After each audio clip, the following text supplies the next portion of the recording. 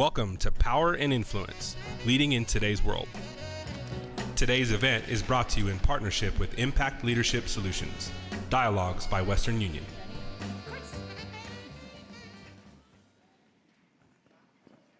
Wow. Thank you for coming, everybody. First of all, a great big thank you to Western Union for hosting us in this amazing, amazing space. And especially a big shout out to Claire. Is she around here? There. She put all of this together, so give her a nice big hand. Thank you. So, like most great ideas in the world, this idea for this panel came over a glass of wine, right? Like a lot of them. Jacqueline Molnar and I were actually having cocktails one night. It sounds fancier than saying, we were drinking a lot of wine. We were having cocktails, and we had a great discussion about the challenges women face in today's workplace, and also the opportunities we have. And as I sat there really listening to Jacqueline and the wisdom that she had, it reminded me of a lot of similar conversations that I've had with other women. And I realized that it's really not fair for me, truthfully, to keep all of this amazing knowledge and these amazing connections to myself. Hence this event right here. So when I really thought about, gosh, who else in the Denver community should they hear from? Well, of course, I turned to somebody who knows everybody in this entire town, and that is Amy Bittner. Amy, where are you? Right there. Usually I find her near the bar, but she's actually up there now. That'll be later. So Amy and I put our heads together, and we came up with this amazing panel. And I'm going to introduce them, and keep in mind, how I'm introducing them is really only a snippet of the awards and accolades that they've had. So the first one, Hollie Velasquez Horvath. She is absolutely amazing. Honestly, when I had her send me her bio, the list of awards was the entire page. So I narrowed it down.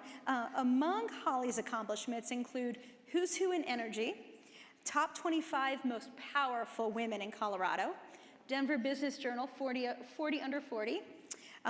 She was actually the deputy campaign manager for Governor Hickenlooper.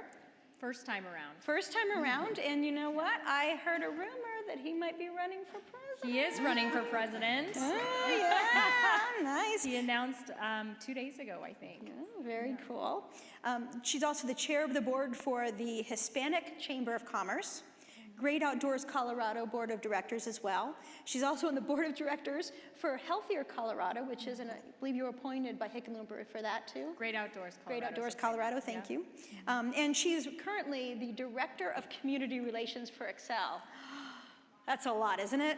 Wow, is right. Our second panelist is Patty Fontneau, who is one of the nicest people you are ever going to meet. Not that the other two aren't nice, but Patty is extremely kind and extremely nice. She is also voted as one of the 25 most powerful women. She's a Colorado top thinker in health. Also for the healthcare industry, she was a Power Book winner. Financial services, she was awarded the Outstanding Woman in Business. She's had a number of executive roles in many different industries, including healthcare, financial, legal, insurance, and technology. Her husband likes to make a joke, and I'm blaming it on your husband, so if you don't laugh, it's his fault, that she has held just about every title imaginable. The only title left is EIEIO, right? Yes.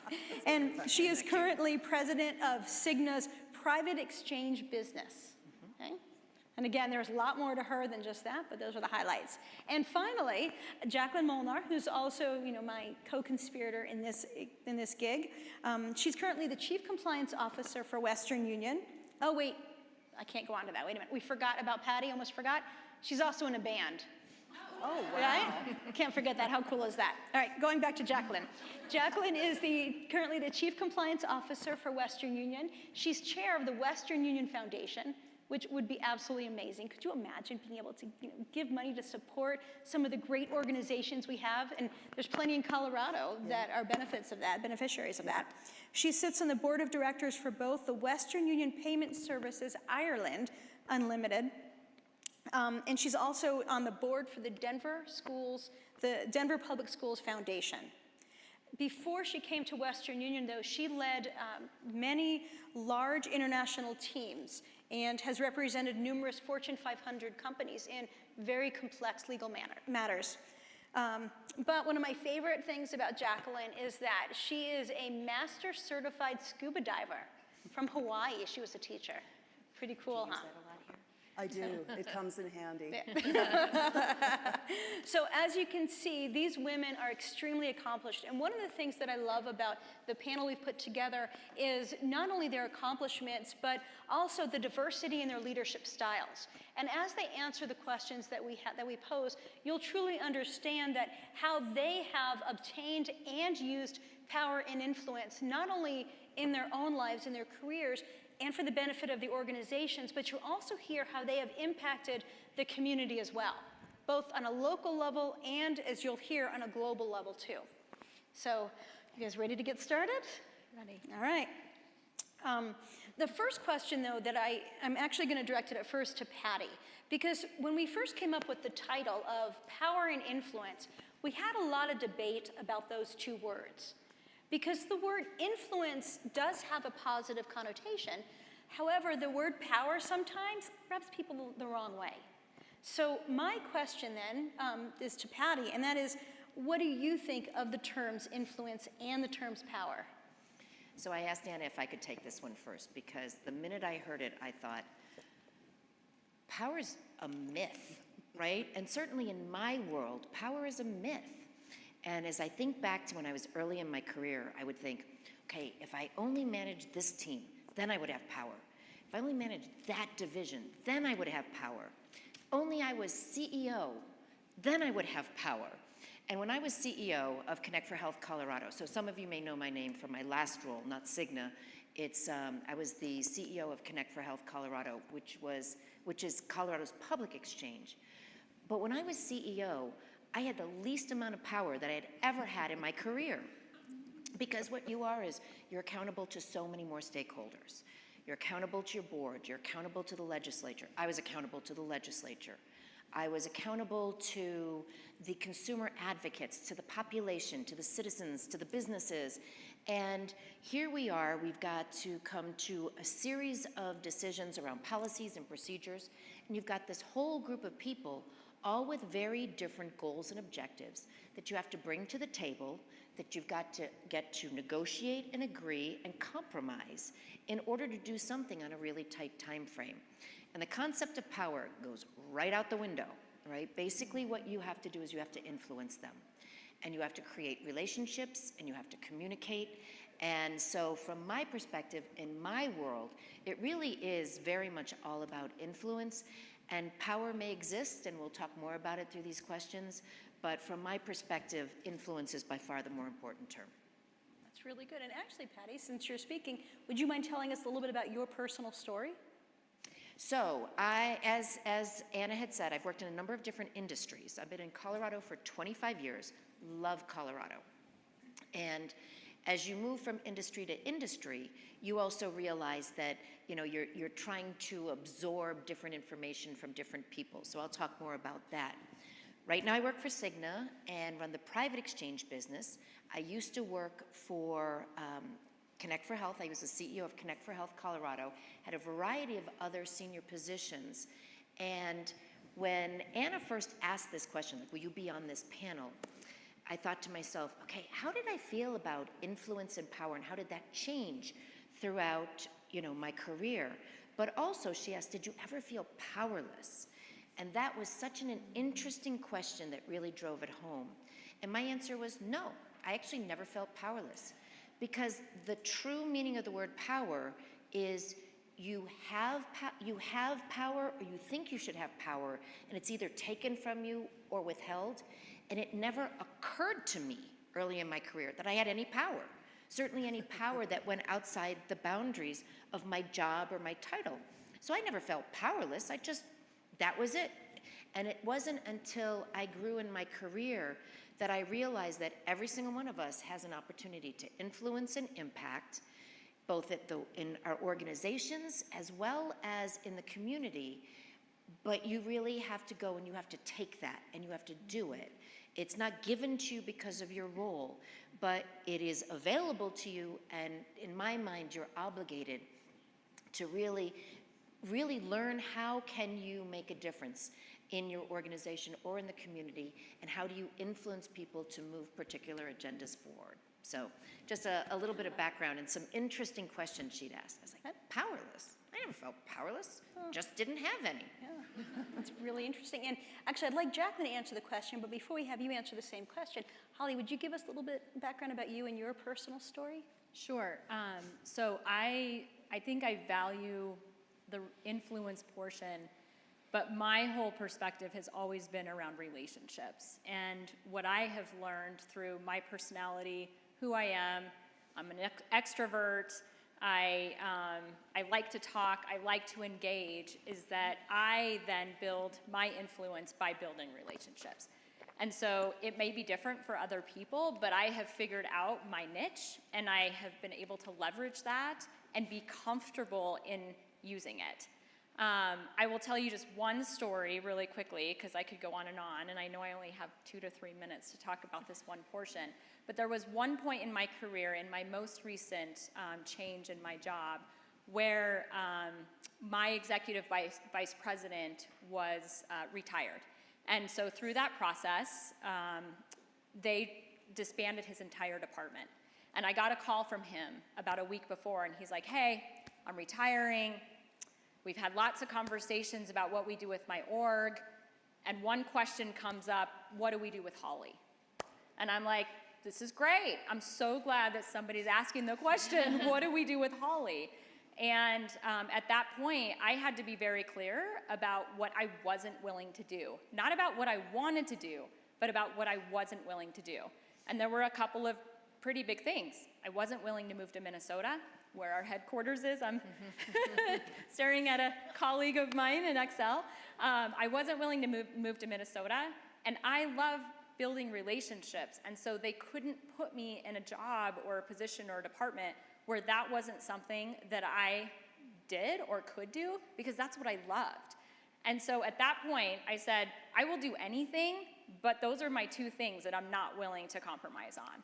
And I didn't know anything about the operations side of a utility company. Not one thing. The primary objective of my department is to negotiate franchise agreements. I didn't even know what that meant. I had never read a franchise agreement. I had no idea operationally what that meant. And what they said was, you don't know anything about operations, but we're willing to maybe give you a chance. So we're gonna put you on a rotational role, which inside the company, it's like a development role, but there's no guarantee that you have a job after so many months of what that job is. But I felt like I had the opportunity to build relationships, be strong, learn quickly, and I was like, give it, I'm ready to take it. And I took it, and 18 months later, I was permanently placed in that job. I had turned a very dysfunctional department around, and I learned a lot about what it meant to negotiate a franchise agreement.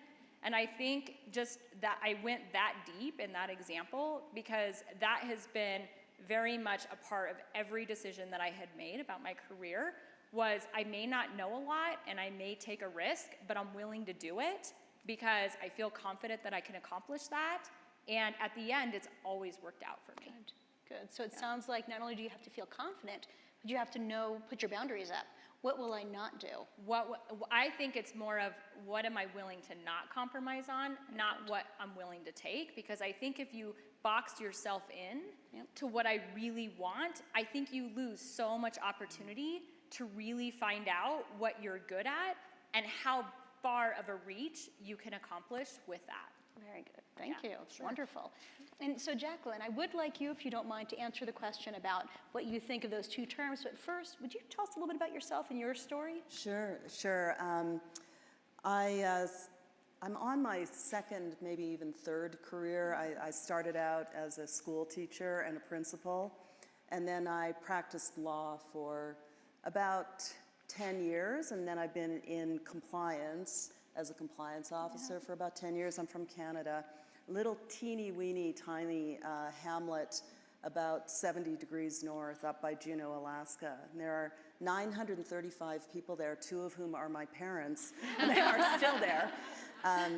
So I wanted to get the hell out of that freezing, cold little town, and I just picked a fantastical place in my mind that I saw on television, Hawaii Five-0.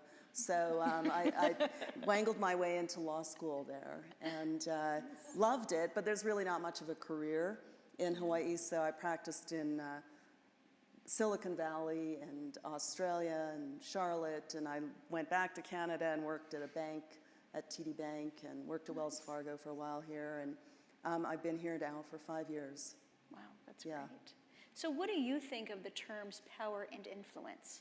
So it's interesting. We had this pre-conversation over a glass of wine here about a couple of weeks ago, and my immediate thought when you asked me about it is, with respect to power, that I have so much of it, I have to wield it very, very carefully. Yes. And by that, I can give you an example.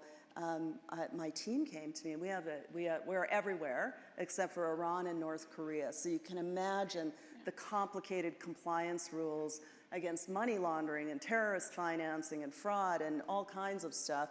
And we have to try to abide by all of this. So I gave instructions to my team. You know, they would come back from a regulator and say, well, the regulator told us to do this. And I would say, show it to me. Is it in a law? Is it in a statute? Is it in a consent order? Where is it written down? If it hasn't been reduced to law, it doesn't gain the force of law. Your chitty chat, I need to see it in writing. And otherwise it's a competitive disadvantage. So what started happening is people went out and they would say, oh, the regulator told us that we need to hire 15 more people, so I asked them to put that in writing.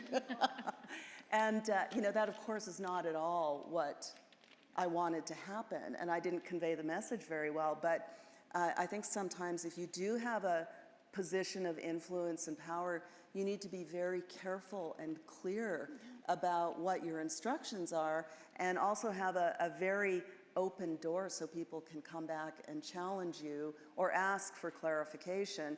And you know, many times I've heard Jacqueline said. Yeah. So I had a slightly different view of it.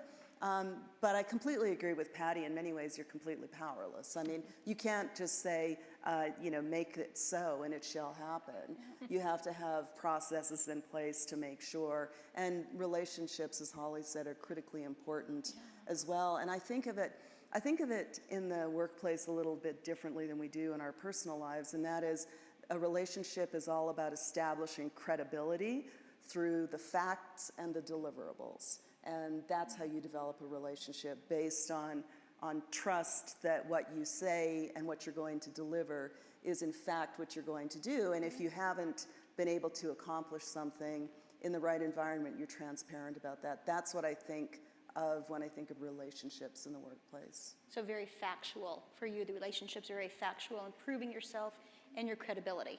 Right. That way. Great. Thank you. Thank you. And so turning kind of a little bit of a different route, Hollie, we talked about influence a lot, where to you, facts might not be as important for what you're doing. What part, when did you realize how important influence was in accomplishing things? So really early on in my career, I come from the political side of my career, so I didn't grow up in a utility company. I never thought that I would be working in corporate America or at a utility company. I graduated from college and went straight into working for politicians. And quite honestly, it was probably the best thing for me, because I got to see how you build relationships and how you bring people together to work through really complex problems to find a solution. And it may not be something that one side or another side gets 100% of what they want on an outcome, but I had the ability at a really early age in my career to watch some really strong and powerful people bring sides together and work through solving a problem. And I think one of the biggest things that I took away from that piece, and quite honestly then transferred over into my career at Xcel Energy, was one, building trust and keeping to your word. And if you say something, it goes back to what Jacqueline said, you have to just be so transparent and forthright. Can you do it or can you not? And being honest about that. So building trust was a big piece. I think the other piece for me that I have strengthened my skill on is emotional intelligence.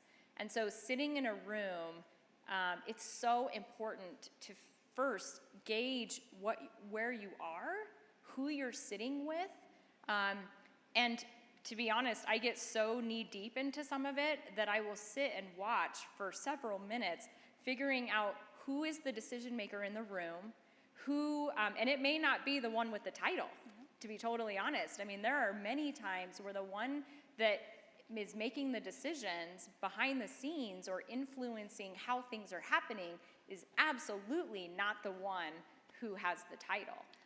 And so it's learning on how to gauge and find out who those individuals are.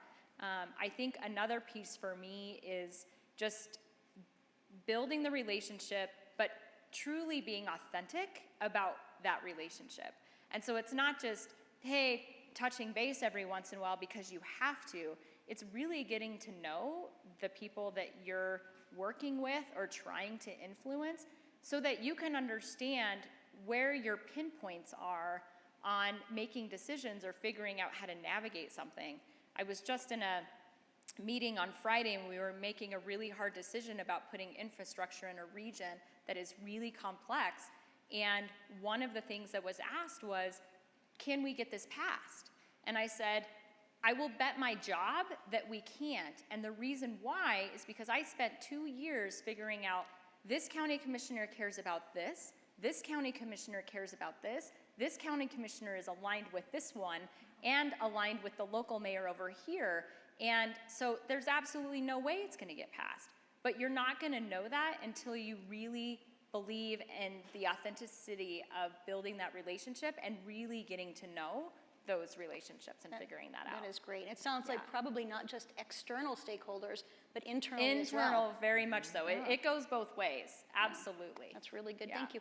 And so Patty, I mean, kind of the same thing. How do you establish influence within your current role at Cigna, but also like when you were at the Colorado Exchange, externally? What are your secrets?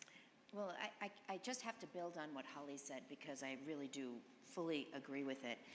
And I want to share with the group that I read an article, a Harvard Business Review article a number of years ago called Fair Process. And the whole concept behind fair process is a decision-making process that really focuses on the key human attributes of needing to be valued and respected. So this concept behind fair process is 3 E's. So people have to feel engaged, right? So it really is going out and ensuring that you're getting input from your key stakeholders, that you're talking to them, that you're communicating. So it's engaged, and then you have to explain. So it's constant communication. It's 3 E's, so you have to kind of, communication's probably a better word there. But you engage all your stakeholders, you communicate with all your stakeholders, and then the third is you set realistic expectations. And what they found through this study is that people are actually more accepting of a decision that might not be as positive for them as something else, but because they had the opportunity to provide input, because they understood what was happening and why it was happening, and because the expectations were laid out very clearly as they moved through this process, they had an acceptance of whatever it was that you were trying to accomplish. And what I found is, as you were talking about the political situation, it existed there. As I talk about Connect for Health Colorado and bringing all those disparate key stakeholders together towards common goals, it had to work there. And I think I did some of it naturally to start, and then as you see it happening, I really have accepted and integrated that whole process to almost everything that I do. So it really is around engaging people and stakeholders. It is making sure you're communicating with them or explaining on a regular basis, and then setting clear expectations once decisions are made. Yeah, that's great. And Patty was kind enough to share the article with me. So if any of you would like a copy of it, just email me. And you can find me afterwards, and I'll give you my email address. So Jacqueline, I have a question for you with regards to how much time someone really needs to put in before they can even expect to have some sort of influence or even power in an organization. You know, it's such a great question. I think you probably have significantly more ability to have influence and power than you think. And I remember very early on in my career, I was a school teacher and at an elementary school, and the principalship opened. And I think I was 25 years old. I had no idea what I was doing. And the superintendent said, you know, are you going to apply for this? And I thought, well, of course I'm not. I have no idea what I'm doing. I've only been a teacher for 3 years. And he was a little bit flippant, but he said, you're never going to win it if you haven't got a ticket. And I thought, I guess that's true. And I talked to him some more, and I think we have a term here that Shannon has, which is a first believer. So he was someone who believed in me early on. Nice. And I realized even at that very young, inexperienced age, I had the ability to influence an entire board of directors and the parents and so on and so forth through the whole hiring process, and found myself in the job a year later. So it was, you know, never assume what they're looking for. Maybe they are looking for somebody who really doesn't know what they're doing, has never sold a franchise before, right? It might be other attributes about your personality that you're mistaking. And I think as women, we do that all the time, right? The typical, you've all read the McKinsey studies. Oh, there are 10 requirements. I only hit 8 3/4, and therefore I'm not qualified. We do that to ourselves all the time. So I think you have a lot more power and influence than you think you do. And I would say the other piece of that is just be resilient. The only difference between a success and a failure is how many times you stood up and kept going after it compared to someone else. And just get over it. Just get over it and move on. Just be completely resilient. And I mean, I've been so beat up over the years, and I welcome it. I actually take on those challenges, and I love solving tough problems.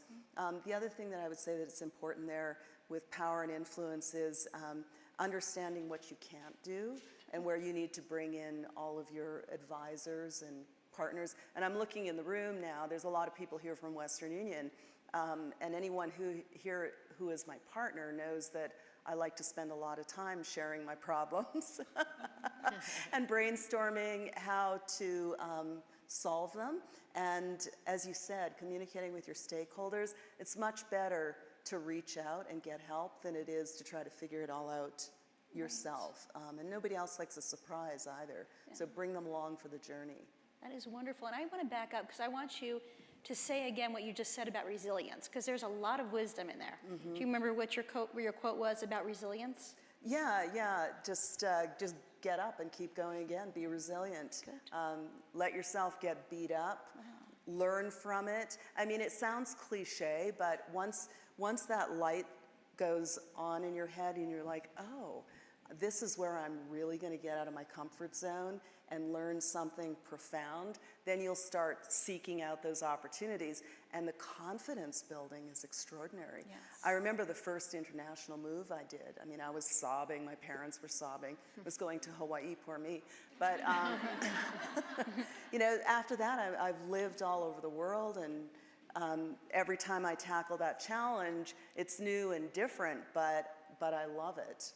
And, you know, it's just a game, right? Yeah. Life is just a game. We're all, I say this, it's flippant, but not really. We're all going to be dead one day, right? So you go out there and just seize the day. Yeah. And when you get beat up, don't let that stop you. Don't let that keep you from something that could be pretty spectacular. Oh, that's wonderful. And those of you that know me know I'm a complete leadership nerd. And I was just listening to an amazing podcast on perfectionism and how it gets in our way. So if any of you, and it goes right along with what Jacqueline is saying, if any of you are interested, again, email me. In my brain, I'm hoping I'm remembering everything I'm promising you, but email me for that as well, and I'm happy to send that podcast to you. And now, Hollie, we have a lot of amazing people out here, men and women, and their titles all vary. So we have some people that have a strong title. It's like, you want to listen to them because of their title. But we have other people that perhaps don't have as high of a title. So what recommendation do you have for people that perhaps don't have a high title, but they need to have influence within their organization? Yes, thank you. So first and foremost, I would say that however you choose, or however I have ever chosen to influence or get my way, I guess you could say, in what I want to accomplish, it's not easy. I think it's harder when you're building relationships and trying to influence. I think sometimes, especially what I have seen in corporate America, that some people can come into a room and name drop a title, right? So-and-so made me do this, the president, the CEO. I'm coming here because the CEO told me that I need to do this. And it drives me crazy. Let's just be total, it drives me nuts, because I think, again, just going back to that authentic way of building relationships and getting influence, and it's a lot of work. I mean, it's not as easy as coming in a room and saying, hey, my boss told me that I need to tell you that this is the decision that we're gonna make. I don't feel like when you use that type, and in some circumstances, not all, but some, you're not gonna get the full buy-in from the person that you're asking to either make that decision, execute on a decision that's been made.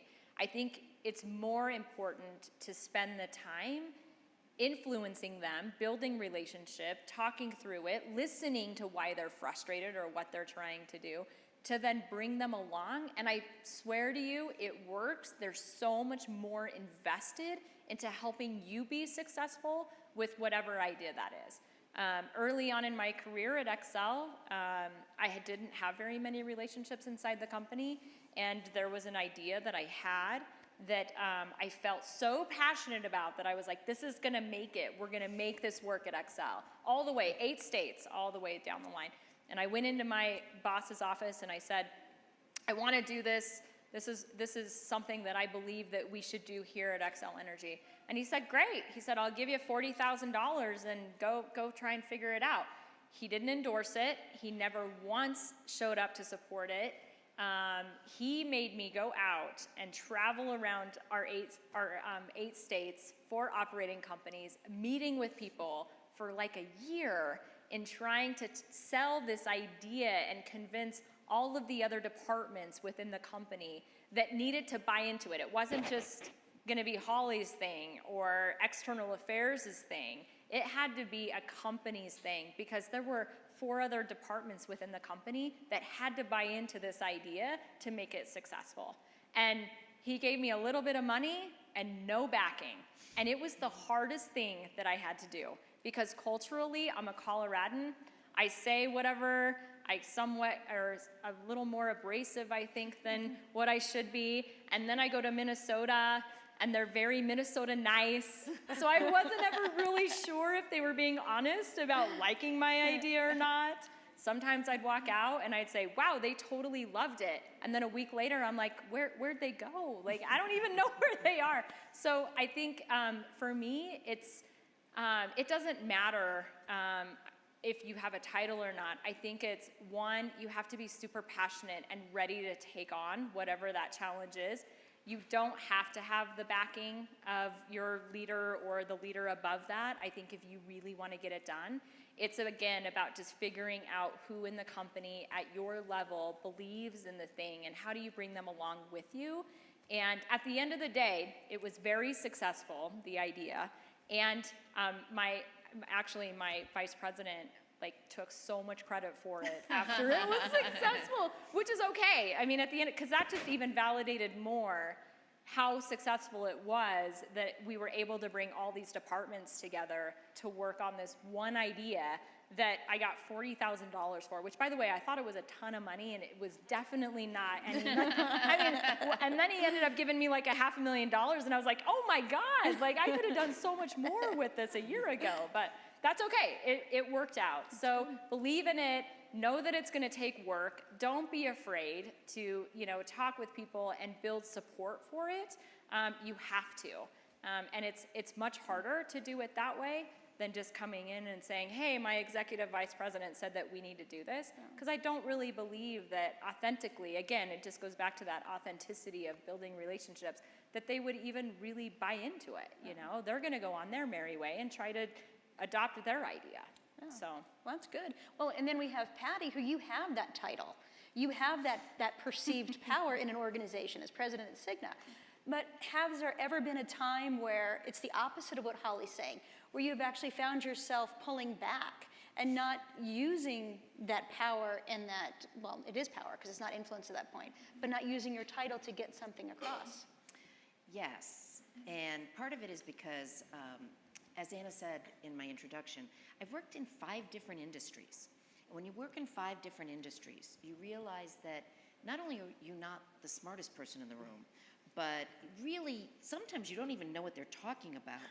So your best methodology really is you bring the best people around you. You build great teams, and then you listen to them, right? I so firmly believe that as a team, we come to better decisions, we go in better directions.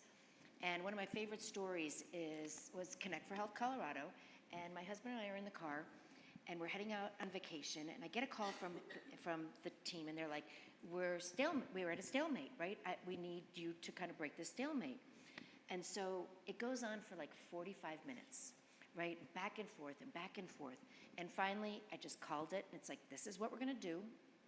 And I hang up the phone. My husband said, aren't you the boss? Can't you just tell them what to do? And I said, okay, first of all, I had no idea at the beginning of that conversation that I would feel the same way at the end of the conversation. So often the conversation itself changes how I feel about it, number one. Number two, even if it is the same and I do just make the decision, it's the decision I would have made in minute 1, my team felt that they were heard. Right? They felt that they had an opportunity to speak, and they're so much more accepting of that final decision that may not have gone their way because of that opportunity.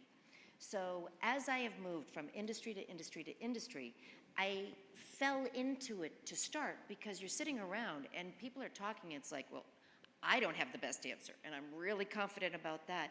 But over time, even if you do, putting that good team around you, that smart, capable team around you, and listening to them, and collectively coming to decision is always the best way to approach it. That's good, really good, thank you.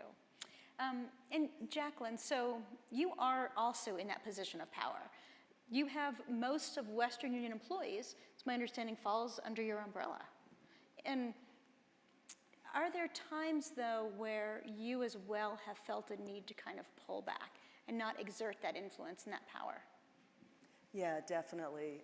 And I don't have most of them. I have a big team, about a 2,500 person team. And we're a small company, about 12,000 employees globally. So on the Fortune 500, but one of the smaller companies. So yeah, absolutely, I've felt that way. And I think it's exactly what you said, Patty, is if you jump in and just make a decision immediately, which I'm very familiar with this because it's one of the things that I do, and I have to pull myself back from all the time because, I need to get things done and I'm a driver, but you really don't get the buy-in in the decision if you just jump in with all the answers. Also, the other thing that's very important is if you say what you think first, speaking of power and influence, the influence that has on people's willingness to state something contrary is profound. So I'd like to try to, in those circumstances, go last. Really? And like you say, you might have a completely different view than what you had when you started the conversation. So I believe firmly in the power of teams and team decisions, and that's the best thinking. I have people on my team who they rotate, but they're designated truth tellers. And Really? It's a really hard thing to do. It was actually a coach that Shannon brought in that taught us about that notion and making sure that you have people tell you when you have spinach in your teeth. And so, you know, you could be completely wrong and lead your team off a cliff, and out of loyalty or the fact that you're so convinced that you're right, they'll follow you along. But you have to back off and bring in those people who are, if you did it right, they're better and smarter than you are at what they're doing. Well, and that does take a lot of trust. What do you do as the leader to make certain that they can trust you, that it'll be okay, they can tell you that you have spinach in your teeth?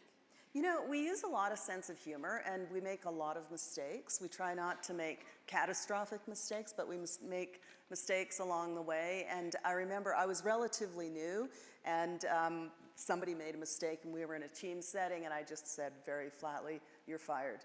And so that was the reaction. But I was joking, of course.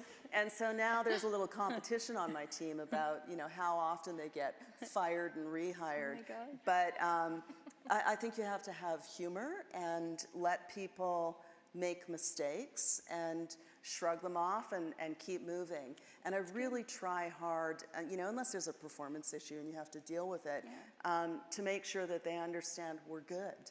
You know, I say to them, stop obsessing about that. I'm asking you to just let that go, because it can't get in the way of paralyzing you, undermining your self-confidence, your ability to perform. It's that whole resilience thing. That's good. So, That's yeah, good. give them a lot of delegated authority, and when they make mistakes, let it go. Fix it and move on. So because that's hard to do, especially as you're hiring, you have there's a lot of responsibility underneath you. When, you know, we all think that, you know, oh, if I'm just a supervisor, oh, if I'm just a manager, I'll make changes. Oh, if I'm just a director, I'm going to do this. But yet you get to the position of power that you're in right now, and what surprised you the most somewhere along your journey when you started to have that power and that influence? I think something that I heard but didn't really realize it for some years or see it happening is we're all fungible, and that's actually a really good thing. If you've built a team that you know you can step out of and they can continue without you, not to say that you don't add value, but if you can make yourself somewhat redundant in terms of the work that's being done because they've got it, then that puts you in a position of what I think you should really be as a leader, and that is catalyzing the best performance out of every single one of them. So then you spend your time thinking about strategy and how do I make sure you can do the best that you can do, and then just trust them to do that work. And as I say with my team, sometimes I don't do any real work anymore. They do all the work. And it's my job to go in and fight battles and get resources and remove barriers so they can do what they do, because they're brilliant at it. And I tell them that all the time. I really do believe that we've assembled the very best compliance team, not just in our industry, but in the world. And that's a big thing to say, but we're getting outward accolades. So I also believe very much in rewards and recognition for the people who are rock stars. And if you're not performing, then you know, we also have managerial courage and exit those people. Yeah. You shouldn't keep someone in a job where they're failing. That's not good for them either. Yeah, it's really good. It's really good. Well, and one of the things that the three of you do have in common is all of you have worked in very contentious situations and contentious industries. I mean, Patty, you've hit so many of them. How does working in a contentious environment, how does that impact how you lead and how you influence? I'm going to go back to the fair process, conversation, because what you do is in any situation, any difficult situation, whether it's having all of these competing priorities and the political contentiousness and the media involved, it's keeping your eye on the goals and the objectives. It's bringing all the stakeholders to the table. It's communicating, it's negotiating, it's compromising, and ultimately I'm a driver too. A lot of what you're saying, it's bringing these people together, and it's ultimately building the teams, aligning goals and objectives, and working through it. And one of my favorite stories at Connect for Health Colorado was we had this team full of people, and you've got brokers, and for those of you who understand any kind of health insurance, you've got brokers, you have consumer advocates there on other sides of the fences. You've got the carriers, you've got the legislature. You have all these people in a room, and we'll never forget when one of the consumer advocates said, wait a second, did I just agree with a broker? Right? And it was like just to realize that when you start to talk through what's best for people, really, what are our real goals and objectives? We were able to get people with incredibly diverse goals and objectives to agree on things. Great. And that's it. It's keeping your eye on what you're trying to accomplish, not getting caught up, not getting emotional, and just saying, this is what we're trying to do. And the best way to do that is to engage people, it's to communicate with them or explain, and ultimately to be really clear about those expectations in the end. That's really great. Great advice. And before we open up the panelists for questions, I would like you each, though, to share a piece of advice. I mean, what advice on influencing, gaining power, using power, do you have for some of our junior or mid-level managers that might be watching? Who would like to start us off? I want to go first, because it's, you know why? Because it's going to be the same, right? And I figure might as well, because otherwise I'm just going to say, I agree with Hollie, right? I'm going to, yeah, what Jacqueline said. I figure this way I'll get in front of it. It's build the relationships now. Start it now. It's know that you have the ability to create impact and drive change. And you're going to do it through relationships, build them across the organization, build them down in the organization, be nice to everyone, and ultimately actually ask leaders for time on their calendar. Ask leaders to mentor you. I give so much credit to women who call me up and say, can I just sit down and talk with you? It's like, wow, and the answer is always yes. And some of those people have become, you know, I've continued in mentor relationships with them, but ultimately it is around influence, it's around building relationships, and everyone at every level start it. I think the only last piece of advice, and then I'll leave you guys something to talk about. No, the last piece of advice too is it is show up, right? It's people will say, how did you build a network? And I was like, I showed up. You come to these things, you talk to the people around you, and those are parts of the relationship too, especially in the community. How do you drive change in the community? Same thing. Show up, talk to people, find common interests, find common goals, and your influence will grow. I love that. And showing up to, like you said, things like this, because it's important not to only build your network inside your organization, but outside. I mean, if you look around, that's why we pulled these great organizations together. This is unprecedented, because we have the Women's Chamber, we have the Women's Bar Association, we have Women's Energy Network, we have the Colorado Society of CPAs. You would think, well, why in the world do we have all these different groups? But obviously, we definitely have something in common. We even had a wait list for our wait list. That's how important this topic is to people. So, Hollie, would you mind going ahead and giving us advice? I will build on what I told you. And just add a couple of things into what she was saying. I think one is just reiterating building relationships and being nice to everybody. You never know where they're going to end up in the organization that you're working with.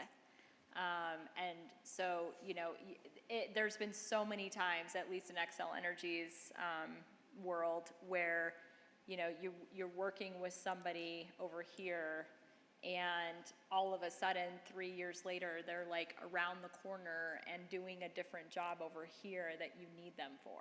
And so just making sure that you're always thoughtful about that, and that again comes into the political perspective a little bit of just making sure that you remember they're always going to come back. So build good relationships. 2, be authentic. You know, I think sometimes we as women forget that we're different. And, you know, and there's times where I'm in a room and I'm actually a minority in a minority sometimes when I'm in a room, because I'm, you know, Latina and I'm a woman. And that's okay.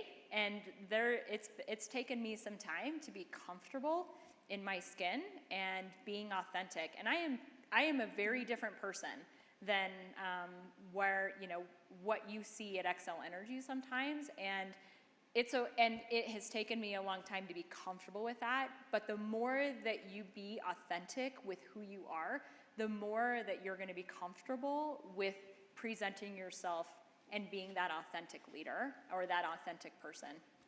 And I think the third thing is, actually, I can't even remember what my third thing is. It was probably something Patty said.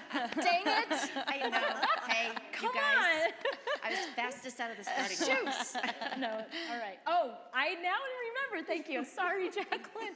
I think the third thing is I found a gap in my career where my power with Xcel Energy was my network outside of Xcel Energy. It was a big gap for the company. They didn't have a lot of people building relationships outside of the company.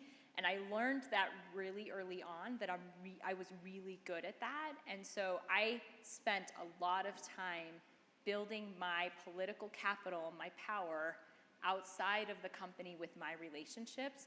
And what it has done for me has helped me inside of the company, because I am bringing value inside the company that not very many people inside the company believe is worth something, but it continues to show up every day that it is of value. So showing up to stuff like this, building relationships outside of your company is as important as building it inside.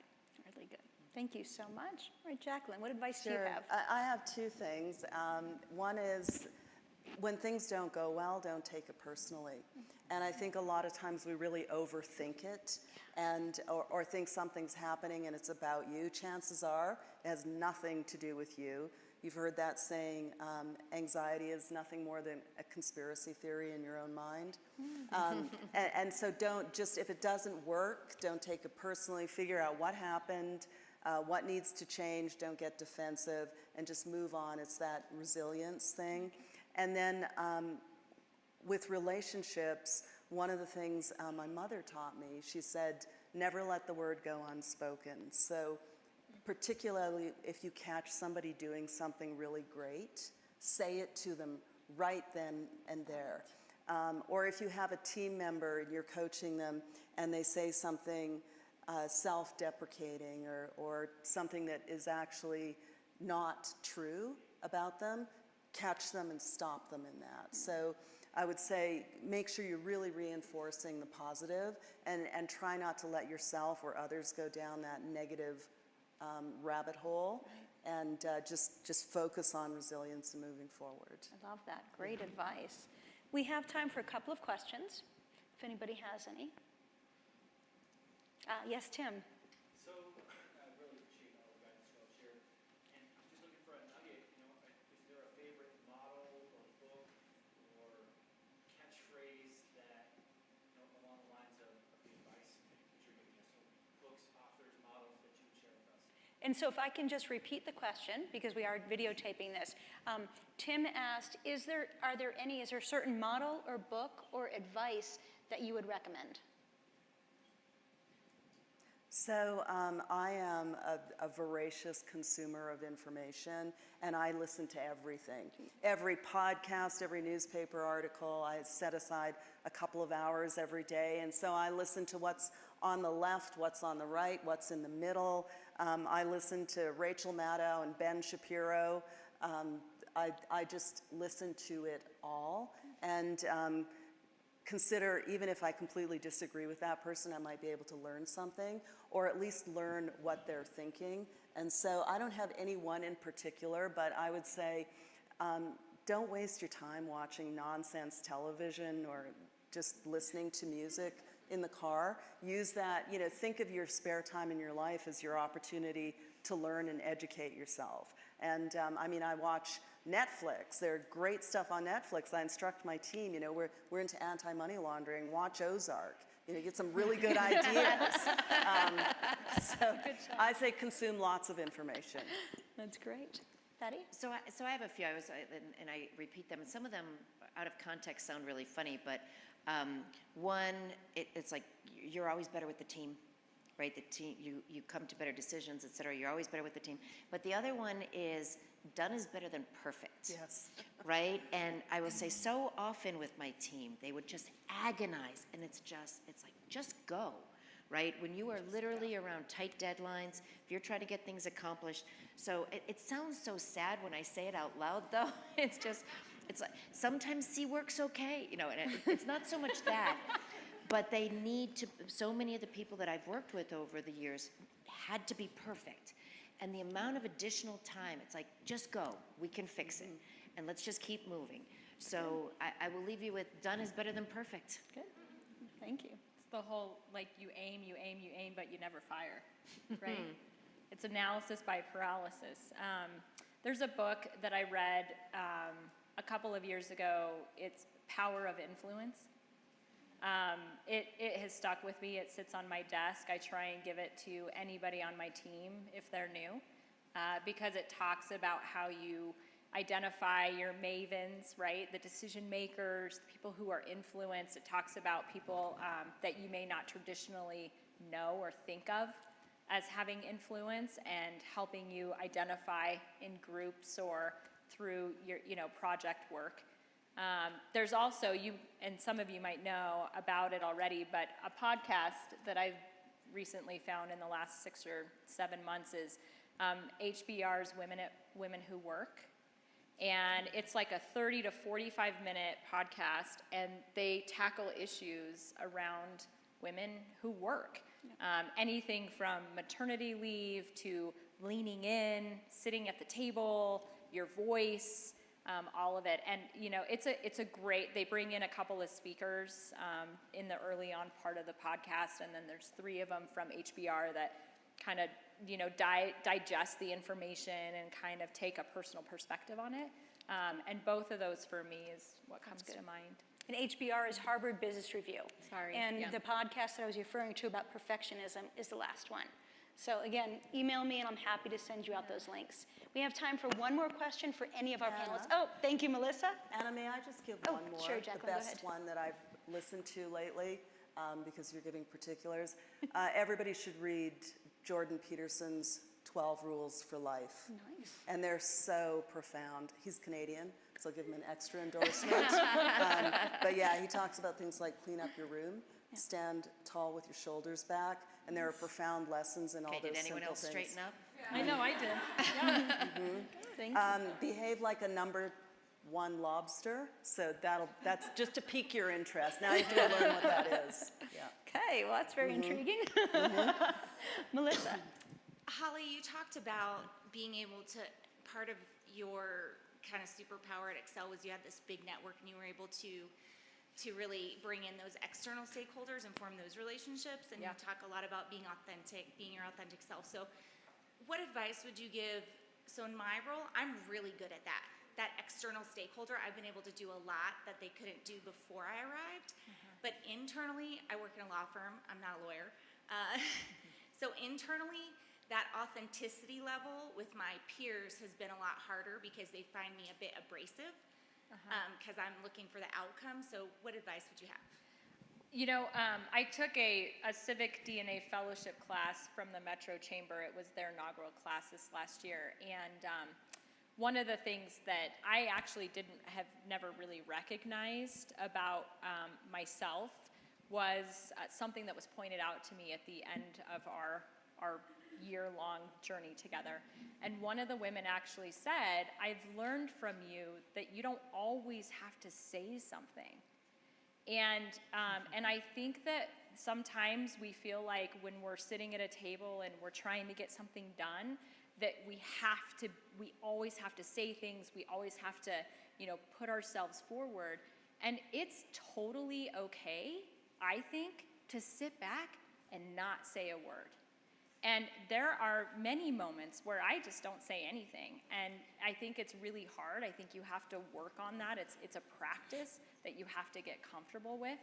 But I think, the first thing is that you're recognizing that, you're coming off abrasive. And so it's okay to just stand back and just be quiet for a little bit.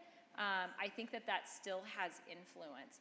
I think the other thing too, if you are strong at building those external relationships, leverage them inside. Don't be afraid to leverage that inside if that is something that you feel like is identified as value and is a gap that you can provide in an organization. Great, thank you. Wonderful response, wonderful question, Melissa, thank you. So I know that it is, yet again, cocktail time.